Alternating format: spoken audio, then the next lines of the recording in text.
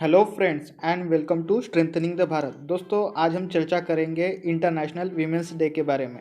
दोस्तों आजकल महिलाओं के सामने कौन कौन से समस्याएं हैं और कौन कौन से चुनौतियों का सामना उन्हें करना पड़ता है और हम वीमेन एम्पावरमेंट के लिए अपने लेवल पर क्या क्या कंट्रीब्यूशन कर सकते हैं, तो आइए डिस्कस करते हैं। दोस्तों आप सभी को पता है कि 8 मार्च को इंटरनेशनल वीमेंस डे सेलिब्रेट किया जाता है।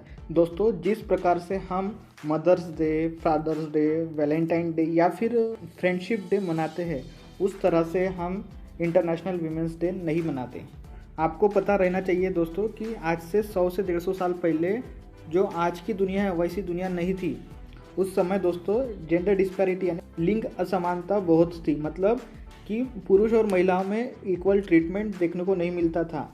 विमेंस को बाहर में काम करने के लिए मनाही थी और वे काम कर भी लेते थे तो उनको समान काम के लिए असमान वेतन दिया जाता था। मतलब उस समय उनको पॉलिटिकल राइट्स अवेलेबल नहीं थे, मतलब कि वो इलेक्शन में पार्टिसिपेट नहीं कर सकते थे, अपने मनपसंद का लीडर इलेक्ट नहीं कर सकते थे। यहाँ तक कि उन पर डोमेस्टिक वायलेंस और सेक्सुअल वायलेंसेस बहुत होते थे। उनको प्रॉपर्टी में कोई अधिकार नहीं मिलता था। 1909-1910 आते आते दुनिया भर में असमानता के खिलाफ में मार्चेस निकलने लगे, प्रोटेस्ट हुए, रैलीज निकलने लगी। कई महिलाओं ने तो इन सब प्रोटेस्ट में अपनी जान भी गंवा दी।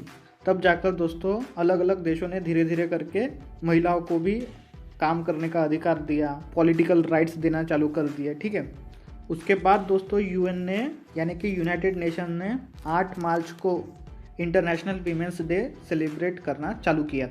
पूरी दुनिया भर में दोस्तों वीमेंस की social, economic, cultural and political achievements के लिए इस दिन को सेलिब्रेट किया जाता है। 8 मार्च को दोस्तों वीमेंस इक्वालिटी के लिए अवेयरनेस फैलाई जाती है और फीमेल फोकस जो चैरिटी है उसके लिए फंड भी रेज किया जाता है। दोस्तों अब हम अचीवमेंट्स के बारे में बात कर लेते हैं। दोस्तों जो 100 साल पहले जो असमानता थी पुरुष और महिला के बीच में, उसमें अभी बहुत सारा इम्प्रूवमेंट हो गया है। हम देख सकते हैं कि महिलाएं भी हर फील्ड में पुरुषों के साथ कदम से कदम मिलाकर चल रही है। ठीक है, और विकास की दौड़ में भी महिलाओं का कंट्रीब्यूशन पुरुषों के बराबर ही है। ठीक है, जैसे कि दोस्तों हम बात कर सकते हैं हिमा दास के बारे में, जो कि यूनिसेफ इंडिया की फर्स्ट एवर यूथ एम्बेसडर है, जिसे हम दियांग एक्सप्रेस के नाम से जानते हैं। ठीक है, उसके बाद हम बात कर सकते हैं दोस्तों अरुणिमा सिन्हा के बारे में। ठीक है, ये पहली महिला है दोस्तों जिसके पाँव कटे होने के बावजूद वो दुनिया के लगभग सारे माउंटेन पिक्स की चढ़ाई की है। ठीक है,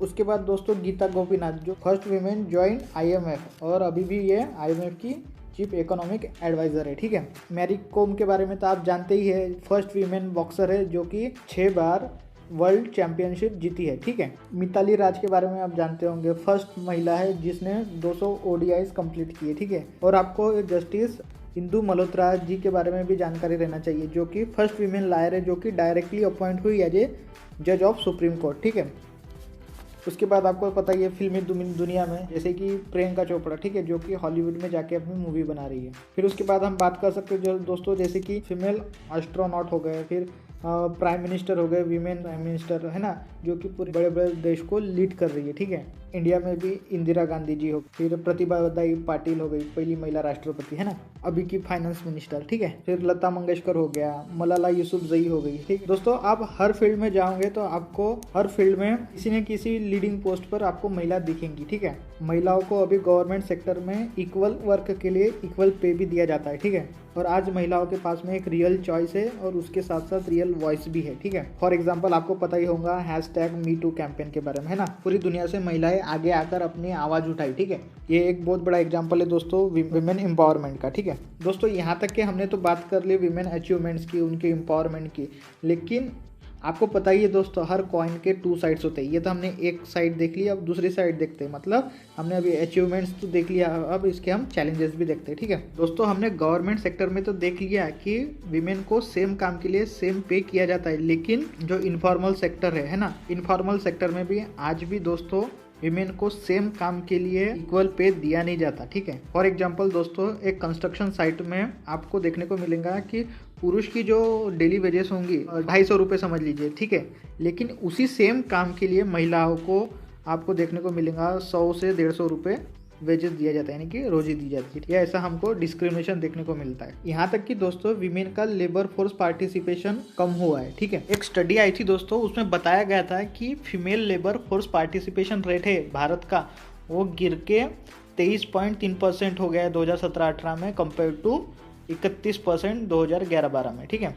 इससे पता चलता है दोस्तों कि लेबर फोर्स पार्टिसिपेशन में पुरुष और महिलाओं में असमानताएं बढ़ती ही जा रही है, ठीक है। उसके बाद बात कर लेते हैं दोस्तों, women still are not present in equal number in business and politics, ठीक है।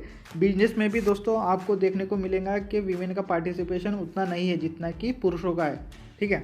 और पॉलिटिक्स में भी दोस्तों हमें जेंडर डिस्पैरिटी देखने को मिलती है, ठीक है। दोस्तों आपको पता ही है कि भारत की आबादी 140 करोड़ के आसपास है, उसमें से आधे पुरुष है और आधे महिला है, ठीक है। तो दोस्तों महिलाओं का पार्टिसिपेशन पॉलिटिक्स में कितना परसेंट होना चाहिए? 50% होना चाहिए, ठीक। लेकिन मजे की बात दोस्तों, पार्लियामेंट में 33% वीमेन रिजर्वेशन की डिमांड है, लेकिन वो भी सालों से पेंडिंग ही है, ठीक है। दोस्तों भारत में पंचायत लेवल पे एक अनोखी बात होती है कि पंचायत लेवल पर जब सरपंच या फिर पंचायत मेंबर की सीट अगर कभी महिलाओं के लिए रिजर्व है ना, होता क्या है दोस्तों, गांव की सरपंच तो महिला रहती है, ठीक है, पंचायत की सदस्य मेंबर महिला रहती है। देखने को क्या मिलता है दोस्तों कि जो महिला सरपंच का रोल है ये महिला के पति लोग निभाते हैं, यानी कि सरपंच महिला होने के बाद भी उनके पति सरपंच की भूमिका निभाते हैं, ठीक है। कहने का मतलब ये है कि पॉलिटिकल लीडरशिप में जब महिला रहती है तो उनको अंडर एस्टिमेट किया जाता है और उन्हें वंचित किया जाता है, ठीक है। उसके बाद दोस्तों हम बात कर लेते हैं एजुकेशन की। एजुकेशन में भी दोस्तों आपको जेंडर डिस्पैरिटी देखने को मिलेंगी। स्कूल में दोस्तों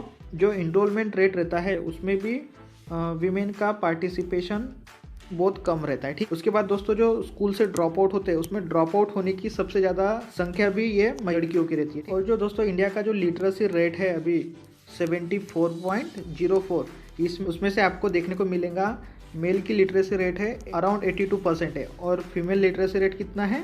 अराउंड 65%, ठीक है। तो ये आपको दिख रही है गैप, ये 82 हो गया और ये 65, ये तो है दोस्तों असमानता, ठीक है। दोस्तों अभी भी सोसाइटी में इल प्रैक्टिसेस प्रिवेलिंग है, जैसे चाइल्ड मैरिज हो गया या फिर सेक्सुअल एक्सप्लॉयटेशन हो गया। दोस्तों जेंडर पैरिटी के दो मेन कारण है, पहला है दोस्तों पैट्रियार्कल माइंडसेट और दूसरा है गेम ऑफ डोमिनेशन, ठीक है। इसको हम समझते हैं एग्जांपल से। पहले केस में हम बात कर सकते हैं दोस्तों, जब नई नई शादी होती है तो फैमिली एक्सपेक्ट करती है या फिर डिमांड भी रहती है कि हमें लड़का ही होना चाहिए, मतलब मेल चाइल्ड होना ही चाहिए, ठीक, ऐसी डिमांड रहती है।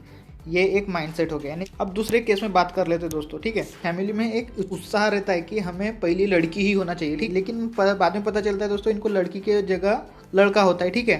फिर इस फैमिली को पश्चाताप नहीं होता कि हमें लड़की नहीं हुई हो गया, यानी कि एक्सपेक्टेशन थी लड़की की लेकिन उनको लड़का हुआ तो भी उनको उतना अफसोस नहीं था, ठीक है। तो ये एक सेकंड माइंडसेट हो गया। आई थिंक आपने ये ऑब्जर्व किया होगा, ठीक है। और दूसरी बात कर लेते हैं दोस्तों हम गेम ऑफ डोमिनेशन। मतलब इसमें क्या होता है दोस्तों, हर व्यक्ति चाहता है कि वो डोमिनेंस रहे, मतलब हर व्यक्ति चाहता है कि मेरे हाथ में ही सत्ता रहे, ठीक है। कहने का मतलब क्या है दोस्तों कि हर ताकतवर व्यक्ति अपने से कमजोर व्यक्ति को दबा कर रखने की कोशिश करता है। सिमिलर केस दोस्तों महिलाओं के साथ होता है। इस तरह के चैलेंजेस दोस्तों आज के दिन महिला फेस कर रही है, ठीक है।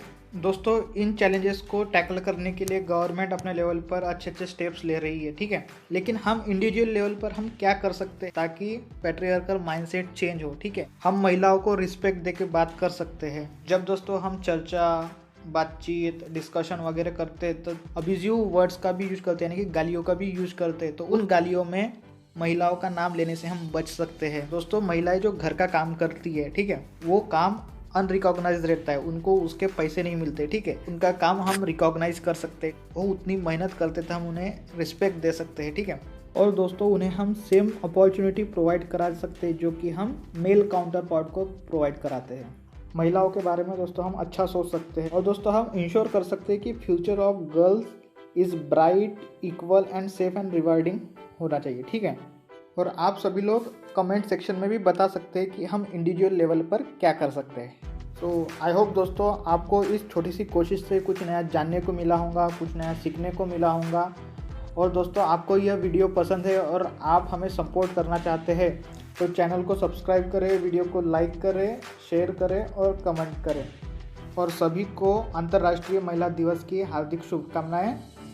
तो बड़ों को नमस्ते, छोटों को प्यार, छोटी सी लाइफ है, एंजॉय करो यार। तब तक के लिए जय हिंद, वंदे मातरम।